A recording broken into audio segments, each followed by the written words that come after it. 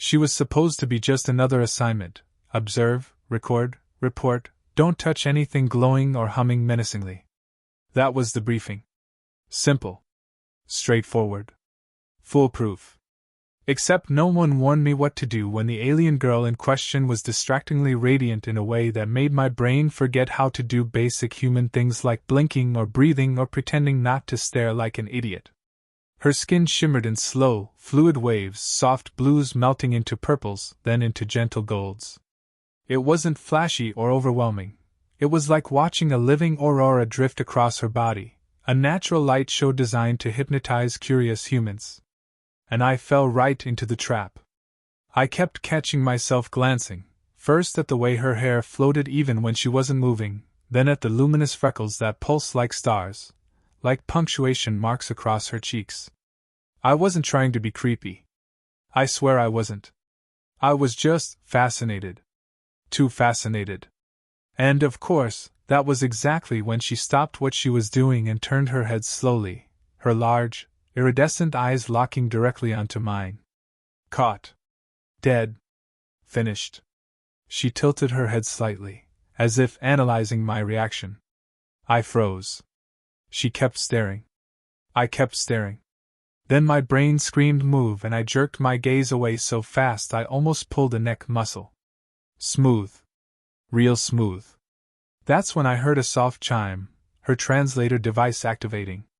I peeked up just enough to see her holding it out toward me, its lens pointed straight at my face like a judgmental robotic eyeball.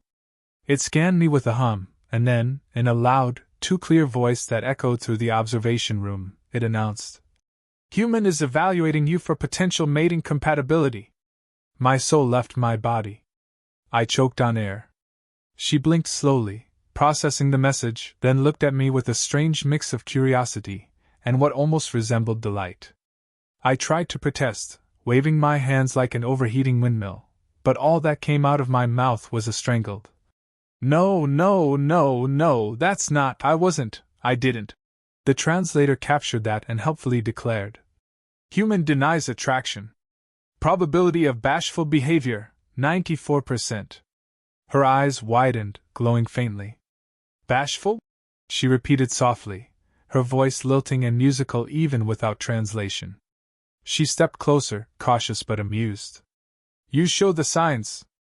I showed every sign of someone about to run full speed into a wall to escape a situation. I backed up instinctively. She followed, her movement graceful, fluid, almost amused by my panic. "You need not be embarrassed," the translator recited for her. "My kind likes it when you stare." I wished the floor would open up and swallow me whole.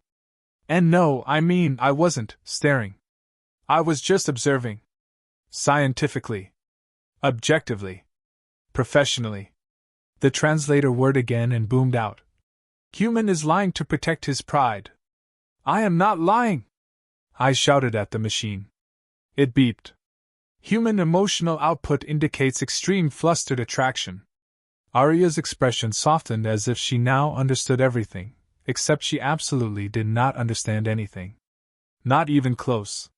She approached me with a slow, curious step, her glowing freckles brightening as though she just uncovered the universe's funniest joke.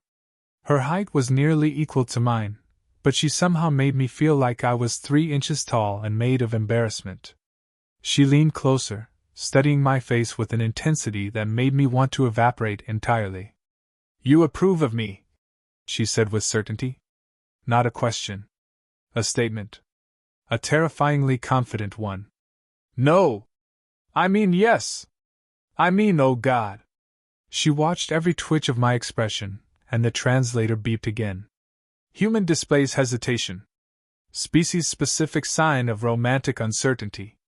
She clasped her hands together, fascinated. "How charming! Charming! Right. Sure." Meanwhile, my heart was slamming against my ribs like it was trying to escape the planet. She stepped even closer, close enough that her faintly warm light brushed my skin. "Is this distance acceptable?" the translator read. My voice cracked.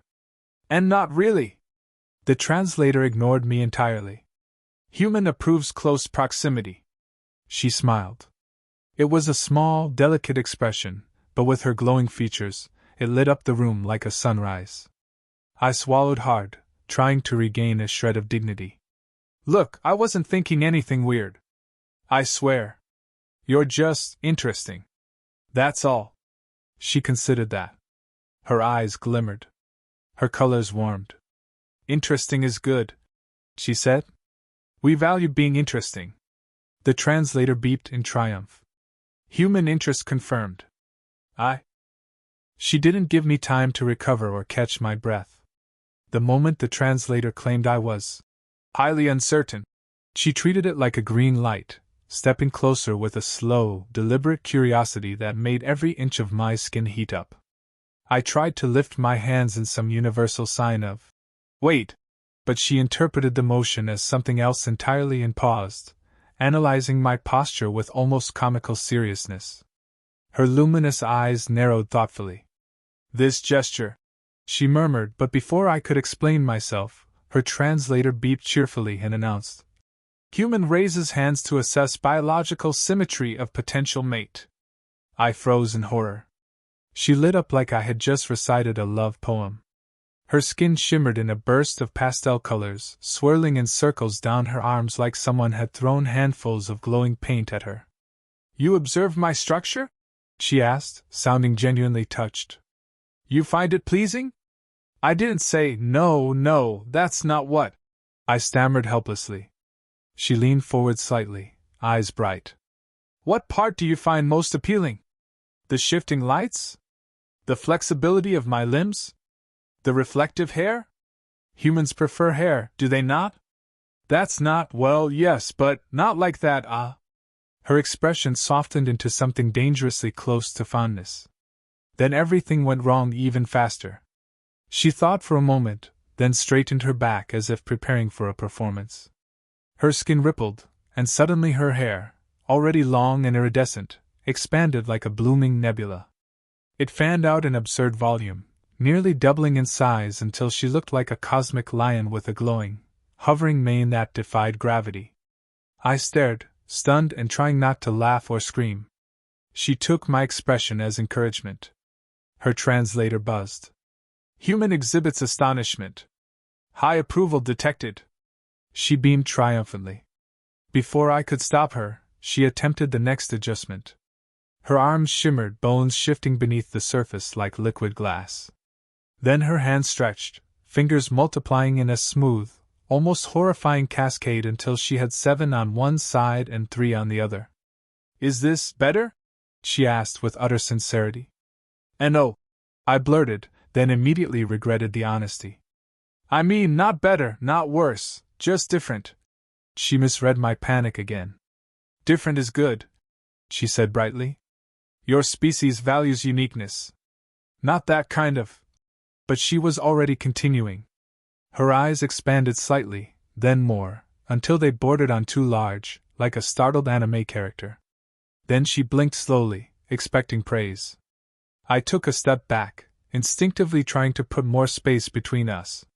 She matched the step. I stepped again. She followed again. She thought it was mimicry as a bonding ritual. Her translator confirmed her assumption. Human initiates retreat and follow pattern. Traditional courtship dance. She perked up instantly. You wish to dance with me? No. She took another step toward me. I backed into the observation table behind me and winced. She leaned in closer, eyes huge, glowing freckles flickering in excitement. You need not fear, she said softly. I am compatible with most humanoid life. My species adapts. I can make adjustments. I wish to be appealing for you. You are appealing already. I snapped, then winced because that sounded way worse out loud than it had in my head. Her skin blossomed into radiant pinks and golds. The translator word again. Human expresses admiration. Approval rating, 87%. She nearly vibrated with excitement. This is acceptable, she declared. I can work with this. Please. Don't. I must. You are evaluating me. I am not. The translator cut in like a smug third wheel. Human is in denial. Bashfulness intensifying. It's not bashfulness. It's survival instinct. I shouted at the machine.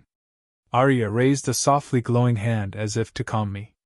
You need not panic, she said gently, stepping closer again.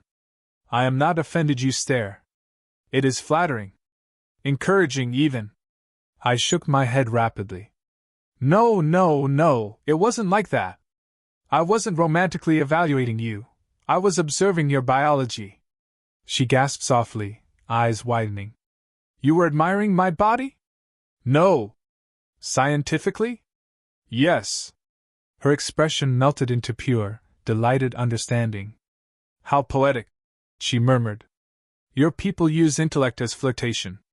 That is not. You study me because you desire deeper connection. That is really not. The translator beeped like it was enjoying itself. Humans' elevated heart rate indicates eagerness. I hate this device. She stepped closer, lowering her voice like we were sharing a secret. Do you wish to continue evaluating me privately? My heart stopped. What? No. Absolutely not. She tilted her head thoughtfully. You are overwhelmed. It is endearing. Her translator chimed again. Human displays fluster response pattern. Females should escalate compatibility demonstration. She took that advice instantly. Her body shimmered as she adjusted her proportions again. Her hips widened slightly.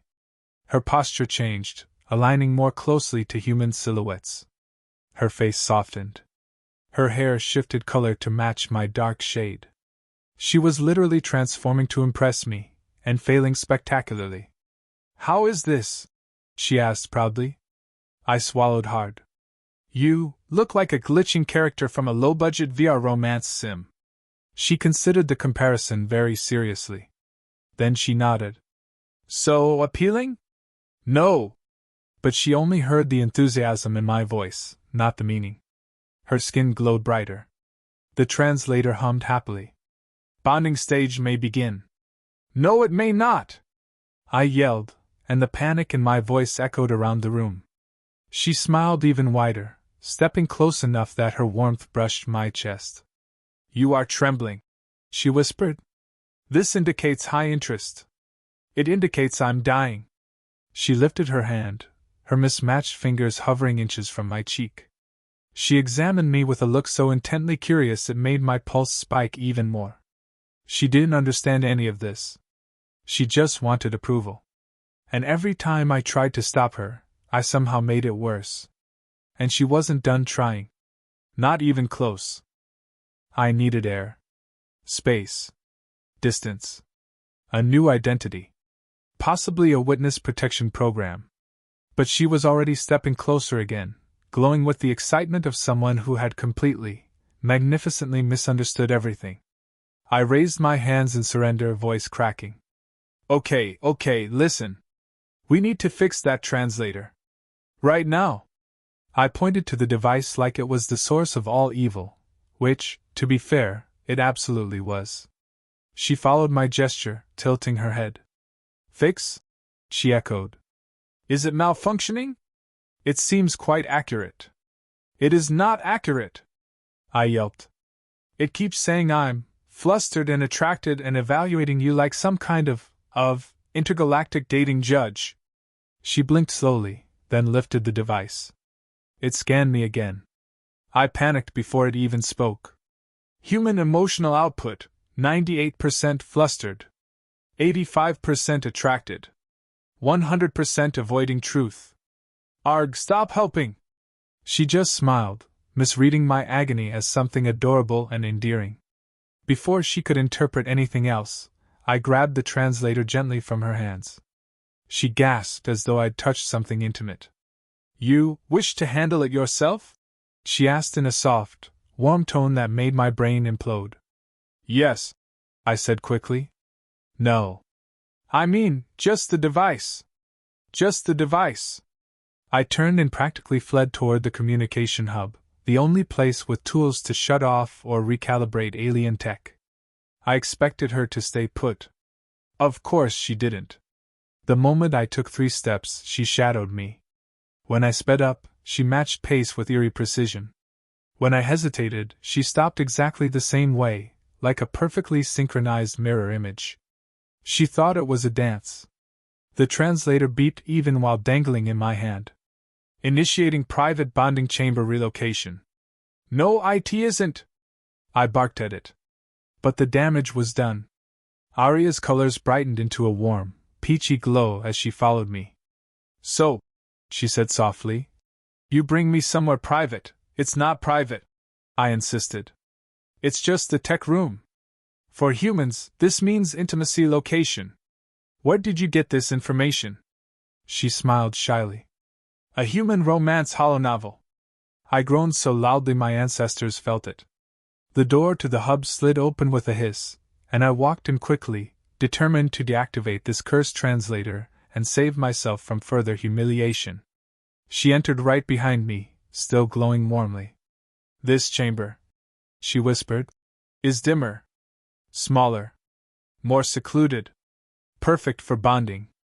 It's a maintenance closet, I said. Exactly, she breathed. Close quarters heightened connection. No, they do not. She stepped closer anyway, undeterred. Her body shifted again, subtly at first, then more dramatically. Her posture changed, aligning perfectly with mine.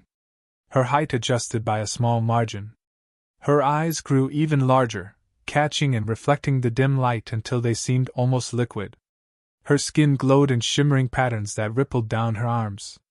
I wish to be compatible, she murmured. Humans respond to symmetry. Allow me to adapt. And oh, stop, you don't need to. But she was already reshaping herself. Her hips elongated slightly. Her neck shortened by a fraction. Her hair darkened to a shade suspiciously similar to mine. And her fingers, her poor, confused, shape-shifting fingers, attempted another rearrangement, settling on 5 per hand, though not in the right proportions. Is this pleasing? She asked hopefully. I opened my mouth and nothing came out at first. She interpreted my stunned silence as excitement. Her glow brightened instantly. You are overwhelmed, she whispered. Yes, I croaked. But not in the good way. She leaned closer, examining my face with an intensity that made my pulse race even more. Your skin temperature has increased, her translator announced. Human arousal detected. I swear I'm just anxious. Anxiety and arousal share overlapping symptoms, the translator chirped. Stop talking! I smacked the device against the maintenance console. Sparks sputtered. It beeped, glitched, and warbled. For a moment, I thought I'd finally silenced it. Then it crackled again.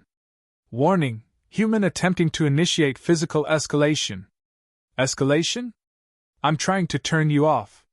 The device sputtered. Human expresses desire to turn me on. No! No! That is not. Before I could finish yelling, Arya's hand touched my arm.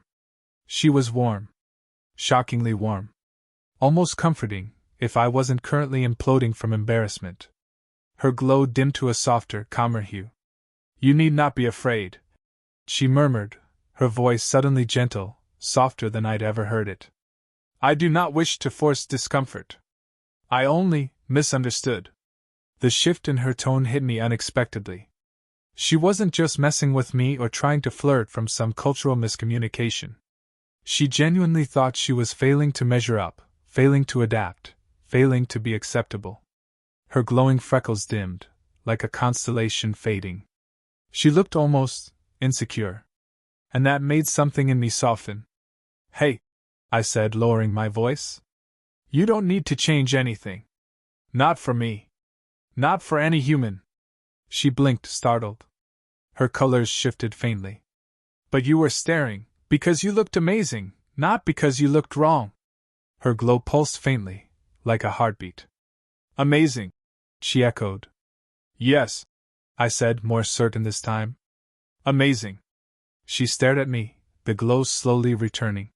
Her shape-shifting stilled. Her breathing slowed. For a moment, the air softened around us, less panic, more connection. Then, of course, the translator crackled back to life, buzzing loudly like an obnoxious insect. Mutual attraction confirmed. Proceed to next stage. I slammed my head gently against the wall. She smiled softly, stepping close enough that her forehead almost brushed mine. Shall we proceed? She asked tentatively. No, I whispered helplessly. But I think you're beautiful. She glowed brighter. The translator fizzed like it was about to explode. And I knew, without a doubt, that this chaos had only just begun. I took a deep breath, trying to steady my rapidly pulsing heart. The chaos of the last hour had left me frayed, flustered, and glowing with the embarrassment of every human I had ever been. She stood there, glowing softly, her mismatched fingers resting lightly on the console as if she were waiting for my confession, or perhaps expecting me to faint. I realized that the only way to survive this, to get her to stop endlessly shape-shifting and escalating every misunderstanding, was honesty, pure, blunt, human honesty. Arya, I began, my voice shaking slightly. I need to tell you something, and I hope you understand. I'm not a scientist evaluating you for mating. I wasn't judging your appearance. I wasn't trying to see if you were compatible with me. Her glowing freckles pulsed slowly, like she was considering this carefully. Then why? She whispered, and the translator's voice repeated her question, soft and cautious. Then why did you stare? Because you're fascinating, I said, letting the words finally come. Not because I'm judging you, not because I'm evaluating you like a textbook. You're amazing. Your skin, your glow, your everything, it's unlike anything I've ever seen. And I couldn't stop looking. But it wasn't about mating, it wasn't about anything like that. She blinked slowly, her eyes glowing a little warmer. The translator interpreted it, but this time I ignored it, letting my words, my tone, my sincerity, carry the weight. Her glowing patterns softened, swirling gently over her arms and shoulders. You approve of my natural form? She asked quietly, almost shyly. I swallowed. I do. You don't need to shape-shift for me. You're already perfect the way you are. For a moment, she didn't move. Then she tilted her head, the glow across her skin brightening slightly as if the words themselves were sunlight. Perfect, she murmured. Yes, I said again, firmer this time. Perfect. She laughed softly, a sound like bells made of liquid light. It wasn't mocking, it wasn't teasing. It was relief, joy, and something else I didn't immediately recognize, trust, maybe, or affection. She stepped closer, the warmth of her body brushing against mine lightly, just enough to send shivers up my spine. I misunderstood humans, she admitted, her voice soft. I thought your species exaggerated emotions, gestures, and appearance. I thought we needed enhancements to be acceptable. You don't, I assured her, letting a small smile escape despite my nerves. You already are. The translator, which had been twitching and beeping sporadically all this time, now hummed quietly, almost reverent. Mutual understanding achieved. Emotional connection increasing. She looked down at her own hands, mismatched, shimmering, and then back at me. So, I do not need to adjust? She asked, hopeful. I shook my head. No adjustments. Just stay who you are. She paused, letting that sink in, then let her hand brush mine.